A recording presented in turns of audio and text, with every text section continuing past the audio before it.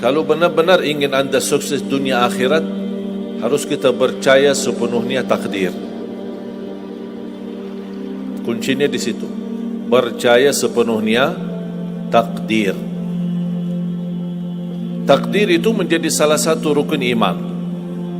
Tapi banyak di antara kita yang belum percaya sepenuhnya soal takdir. Dan kita sifat manusia, mohon maaf, suka tidak adil. Contoh, kalau Allah berikan karunia, nikmat, pertama kita lupa bersyukur. Yang kedua, kita tidak pernah berkata sama Allah, ya Allah, kenapa aku dapat nikmat ini?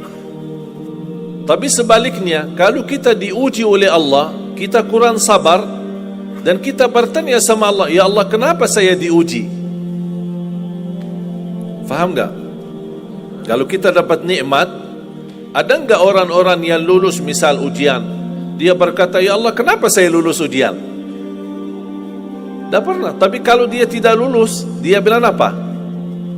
Ya Allah, kenapa saya tidak lulus? Ketika ditimpa musibah, dia selalu merasa nyesal atau merasa sakit hati, tersinggung. Berkata sama Allah, kenapa saya diuji? Padahal saya orang baik.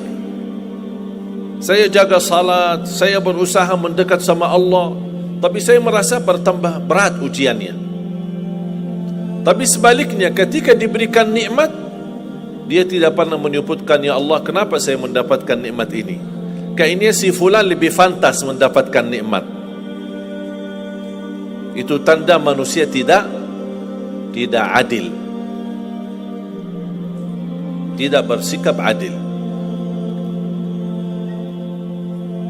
Makanya subhanallah, semakin anda mantap imannya terhadap takdir, semakin hidupmu jadi nikmat.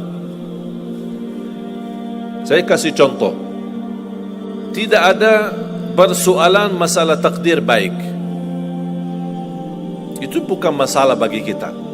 Justru kita bertambah senang kalau kita mendapatkan takdir yang baik. Tapi yang menjadi persoalan bermasalah bagi kita adalah takdir buruk. Ketika ditimpa musibah, ketika ada ujian, ada sakit, kesulitan, penghasilan yang tidak mencukupi, dan banyak masalah keluarga, masalah rezeki, masalah sama majikan, masalah di kerjaan, itu yang membuat banyak beban fikiran.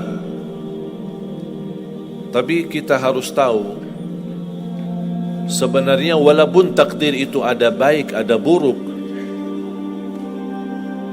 kenyataannya buruk, nampaknya buruk, tapi hakikahnya baik.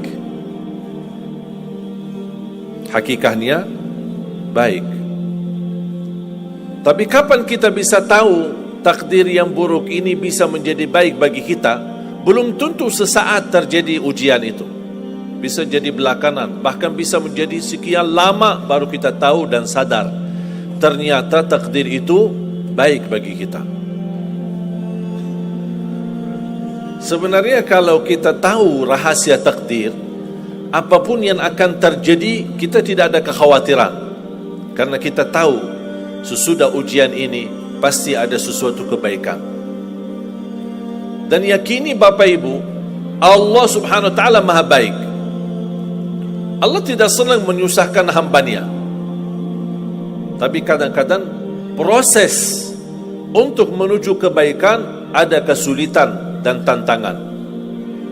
Berarti intinya apa? Apa yang saya ingin sampaikan, jangan ada yang merasa sakit hati atau merasa tersinggung ketika menghadapi ujian, merasa belum terkabul keinginannya. Allah sudah kabulkan. InsyaAllah tidak ada di antara kita yang ditolak doanya. Cuman kita mohon maaf kadang-kadang buru-buru, ingin selalu semuanya cepat. Kadang-kadang kalau terlalu cepat apa yang kita inginkan kita dapat, itu bahaya juga. Makanya jemaah sekalian, kunci anda sukses dunia akhirat, percayalah takdir. Dan semua takdir itu baik, tapi kita belum tahu rahasianya.